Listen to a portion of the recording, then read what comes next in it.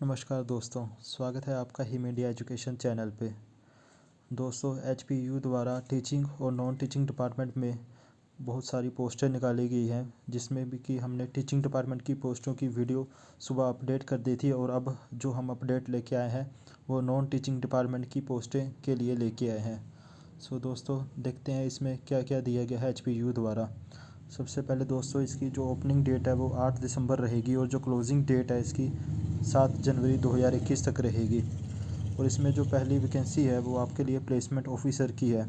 इसमें दोस्तों एक पोस्ट जनरल ओपन की रखी गई है और इसके लिए जो एसेंशियल क्वालिफ़िकेशन रहेगी वो मास्टर डिग्री इन इंजीनियरिंग रहेगी with 10 year experience of teaching, research, training and placement of engineering personal का। या फिर दोस्तों आपके पास बैचलर डिग्री हो और एटलीस्ट 12 ईयर एक्सपीरियंस हो इन टीचिंग, रिसर्च या training and placement and engineering personal में। इनमें से मास्टर डिग्री के साथ 10 साल का एक्सपीरियंस या फिर बीटेक बैचलर डिग्री के साथ आपके पास 12 ईयर का एक्सपीरियंस होगा तो आप प्लेसमेंट ऑफिसर की पोस्ट के लिए एलिजिबल होंगे।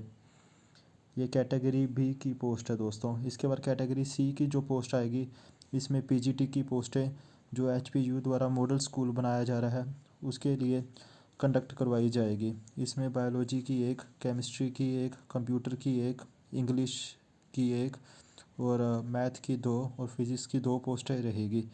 इसके लिए जो इन्होंने एसेंशियल क्वालिफ़िकेशन रखी गई है वो master degree in a concern subject रखी गई है विद मिनिमम 50% मार्क्स। और जो प्रोफेशनल क्वालिफ़िकेशन है वो इसके लिए रहेगी बीएड रहेगी 50% मिनिमम मार्क्स के साथ। और जो सेकंड है वो PGT computer science are exempted from BEd. Computer science जो पीजीटी है उनके लिए बीएड जो है एग्जेम्प्टेड कर दी गई है, वो बिना बीएड के भी एलिजिबल होंगे पीजीटी कंप्यूटर साइंस पोस्ट के लिए।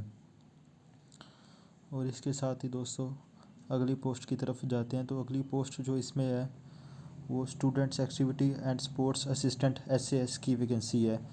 इसकी एक वैकेंसी ओपन की है, जनरल ओपन की, और जो एसेंशियल क्वालिफ़िकेशन मांगी गई है वो bachelor degree in physical education मांगी गई है। और उसमें उसके साथ साथ आपका स्ट्रॉन्ग रिकॉर्ड होना चाहिए participation in sports, drama, music, photography, painting, event management और ऑल।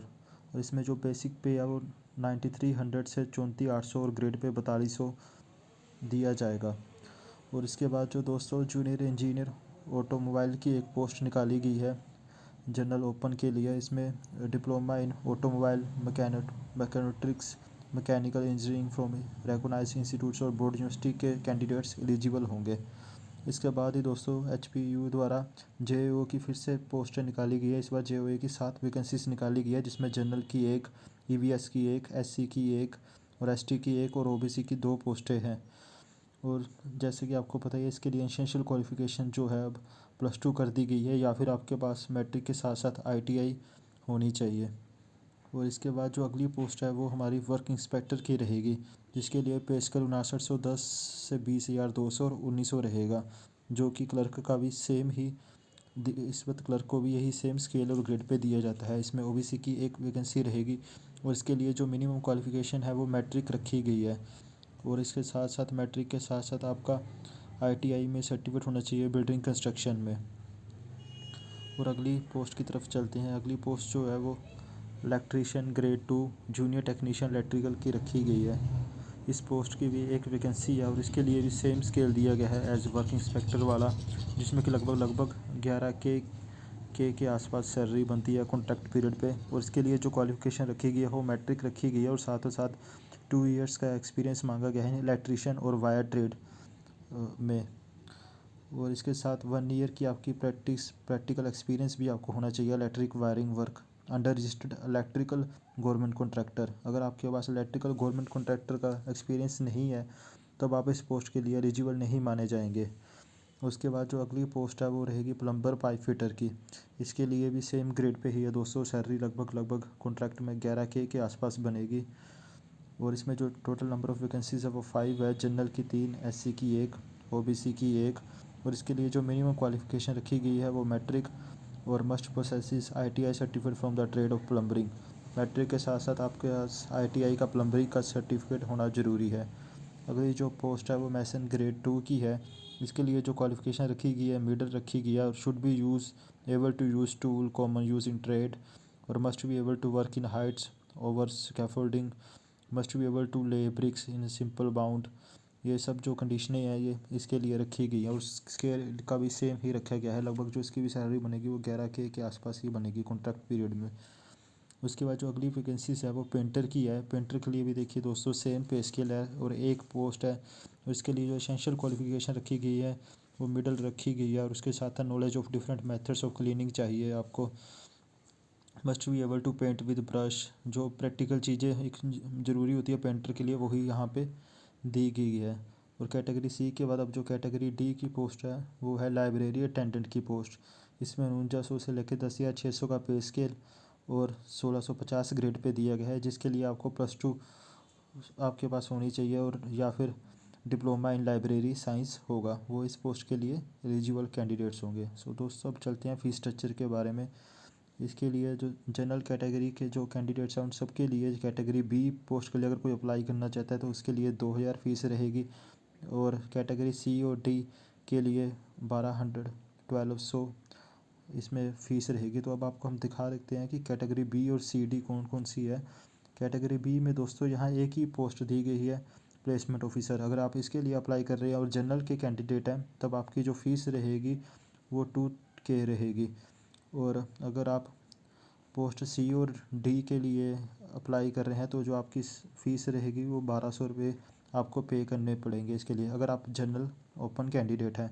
इसके बाद SC ST OBC के लिए आपकी जो फ़ीस रहेगी वो बी कैटेगरी प्लेसमेंट ऑफिसर के लिए 1,000 रहेगी, और सी और डी कैटेगरी के लिए 600 रहेगी। और जितने भी एक्स सर्विसमैन कैंडिडेट है हमारे उन सब के लिए इसमें कोई फ़ीस नहीं रखी गई है। सो दोस्तों ये जो रहा फ़ीस स्ट्रक्चर, और फ़ीस स्ट्रक्चर के बाद हम लोग चलते हैं कि आपका जो सिलेबस है वो सिलेबस क्या रहेगा इन पोस्ट के लिए। सो दोस्तों अनेक्सर ए में जो है HPU द्वारा सिलेबस प्रोवाइड कराया गया है। इसमें बी कैटेगरी की जो पोस्ट थी हमारी प्लेसमेंट ऑफिसर के लिए, इसमें जो सिलेबस दिया गया है वो आपको, और पैटर्न भी दिया गया है एग्ज़ाम का। इसमें आपको जो नंबर ऑफ़ क्वेश्चन रहेंगे वो 40 रहेंगे, जिसमें आपको GK हिमाचल की, इंटरनेशनल GK और इंडिया के GK पूछी जाएगी।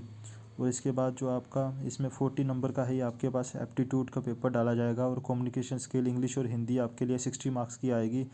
और candidate declared qualify in the written objective examination is called for personality test. और इसमें जो 60 नंबर का है आपका इंटरव्यू भी रखा गया है। तो टोटल जो आपके नंबर ऑफ़ क्वेश्चन बनेंगे वो 140 बनेंगे, और जो आपके मार्क्स लगेंगे 200 लगेंगे, और ये आपका पूरा बेस रहेगा आपकी सिलेक्शन प्रोसेस के लिए। इसके बाद कैटेगरी सी पोस्ट के लिए PGT जो HPU मॉडल स्कूल बनाने जा रहा है उसके लिए जो रहेगा उसमें 65 नंबर के आपको एप्टीट्यूड टेस्ट डाला जाएगा, और उसके बाद GK डाली जाएगी हिमाचल की 10 नंबर की, और 10 नंबर की GK नेशनल लेवल और इंटरनेशनल अफेयर्स के लिए डाली जाएगी।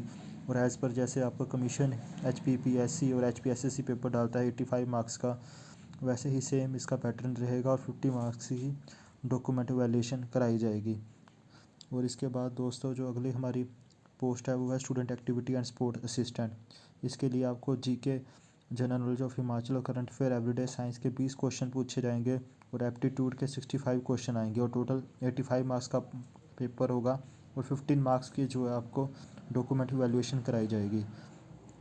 और जूनियर इंजीनियर पोस्ट के लिए दोस्तों जैसे कि आपको पता है इसमें मैकेनिकल और ऑटोमोबाइल दोनों ही एलिजिबल हैं। उनके लिए जो 25 मार्क्स की जो है वो GK रहेगी, और 60 मार्क्स का उनका एप्टीट्यूड टेस्ट रहेगा। एप्टीट्यूड टेस्ट का मतलब है जो आपका उनका कंसर्न सब्जेक्ट है उसमें से क्वेश्चन डाले जाएंगे 60 मार्क्स के, और टोटल 85 मार्क्स का इनका पेपर होगा, और उसके बाद 15 मार्क्स की डॉक्यूमेंट इवैल्यूएशन होगी। मतलब इस पोस्ट के लिए आपके कहीं भी इंटरव्यू का जिक्र नहीं किया गया है। और JIT के लिए भी 25 मार्क्स के आपको GK के क्वेश्चन डाले जाएंगे, और 60 मार्क्स के कंप्यूटर के क्वेश्चन आएंगे। और इसके बाद जो कैंडिडेट ये पेपर क्वालिफाई कर पाएंगे उनके लिए उनका टाइपिंग टेस्ट लिया जाएगा, जिसमें 30 वर्ड्स पर मिनट होना आपके लिए मस्ट है। और ये जो टाइपिंग टेस्ट होगा ये सिर्फ क्वालिफाइंग नेचर का होगा। इसमें आप इंग्लिश और या हिंदी किसी भी मेथड में आप टाइपिंग टेस्ट दे पाएंगे। उसके बाद जो 15 मार्क्स की आपकी डॉक्यूमेंट वैल्यूएशन होगी, फिर जो मेरिट बनेगी उसके बेस पे HPU इसकी सिलेक्शन करेगा। अगली जो पोस्ट रहेगी वो वर्क इंस्पेक्टर की रहेगी। इसमें GK 25 मार्क्स की आएगी, और बाकी जो आपकी ट्रेड से 16 नंबर का क्वेश्चन आएगा और टोटल 85 और सेम 15 मार्क्स की आपकी डॉक्यूमेंट वैल्यूएशन होगी। अगली जो पोस्ट है इलेक्ट्रीशियन ग्रेड 2, इसमें जीके 25 मार्क्स की और आपके इलेक्ट्रीशियन ट्रेड से जो 60 मार्क्स के क्वेश्चन पूछेंगे और टोटल 85 मार्क्स का आपको क्वेश्चन पेपर आएगा, जिसमें से 15 मार्क्स आपके डॉक्यूमेंट वैल्यूएशन के होंगे। यही दोस्तों सेम प्रोसेस जो है आपका प्लम्बर और मैसन ग्रेड 2 और पेंटर ग्रेड 2 के लिए रहेगा। इसमें कोई इंटरव्यू नहीं है। पेपर के बाद आपकी 15 नंबर की डॉक्यूमेंट वैल्यूएशन के साथ ही आपकी जो है वो मेरिट डिसाइड कर दी जाएगी। और दोस्तों ऑब्जेक्टिव और इसके साथ ही जो इसमें जो रेशो बुलाई जाएगी वो आप देख सकते हैं। टाइपिंग स्किल जहाँ होगा वहाँ 1:20 बुलाई जाएगी और उसके बाद जो डॉक्यूमेंट वैल्यूएशन के लिए बाकी सब्जेक्ट रहेंगे उसमें 1/3 रेशो के हिसाब से जो कैंडिडेट वो डॉक्यूमेंट वैल्यूएशन के लिए बुलाए जाएंगे। और इसके बाद आप देख लेते हैं डॉक्यूमेंट वैल्यूएशन में आपको किन किन सर्टिफिकेट्स की ज़रूरत पड़ती है। सबसे पहले जो वेटेज होगी आपकी वो मिनिमम क्वालिफिकेशन की होगी। जैसे अब आपके लिए अगर डिप्लोमा मांगा गया है तो डिप्लोमा में आपके जितने % मार्क्स होंगे उसको 0.025 मान लीजिए आपके 50% मार्क्स है तो इसको 50 × 0.025 करके जितना भी आपका बनेगा उतने मार्क्स आपके लग जाएंगे। और पर इसमें जो मैक्सिमम मार्क्स है वो 2.5 ही रहेंगे। उसके बाद जो अगले 1 नंबर का मार्क्स होगा वो आपका बैकवर्ड पंचायत और बैकवर्ड एरिया का होगा और 1 मार्क्स आपको लैंडलेस का दिया जाएगा। 1 मार्क्स आपको नॉन एम्प्लॉयमेंट सर्टिफिकेट का मिलेगा। और जो फिजिकली कैंडिडेट होते हैं डिसेबल उनके लिए 1 मार्क्स और 1 मार्क्स एनएसएस के लिए।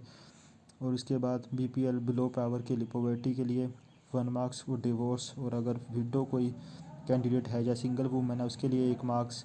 इसके बाद सिंगल डॉटर और ऑर्फन के लिए 1 मार्क्स और जिसके पास ट्रेनिंग भी हुई होगी 1 मार्क्स उसके लिए। और लास्ट में अगर आपके पास कोई गवर्नमेंट या सेमी गवर्नमेंट एक्सपीरियंस है तो मैक्सिमम 2.5 मार्क्स उसके लगेंगे। अगर किसी के पास 5 ईयर का एक्सपीरियंस है तो मैक्सिमम 2.5 मार्क्स लगेंगे। सो दोस्तों ये जो प्रोसेस था आपका पूरा पैटर्न और प्रोसेस जो है HPU द्वारा दिया गया है, इसके अकॉर्डिंगली आपका ये पेपर कंडक्ट कराया जाएगा। और ये जो नोटिफिकेशन थी ये सारी जो थी नॉन टीचिंग डिपार्टमेंट के लिए थी। इसके बाद हमने जो टीचिंग डिपार्टमेंट वाली एक एडवर्टाइजमेंट है वो सुबह उसकी वीडियो हमने अपने पेज पे अपलोड कर दी है। जिस किसी के पास अगर वो वीडियो नहीं पहुंची है तो वो Facebook pay him India education search करके हमारे पेज से ग्रो थ्रू होकर वो एडवर्टाइजमेंट ले सकते हैं और उसमें से देख सकते हैं कि कौन कौन सी वैकेंसीज थी। हमारे पेज के साथ जुड़े रहने के लिए आपका बहुत बहुत धन्यवाद। हम लोग आपको आगे भी ऐसी नई नई जॉब्स और रिक्रूटमेंट अपडेट के साथ अपडेट करवाते रहेंगे। धन्यवाद।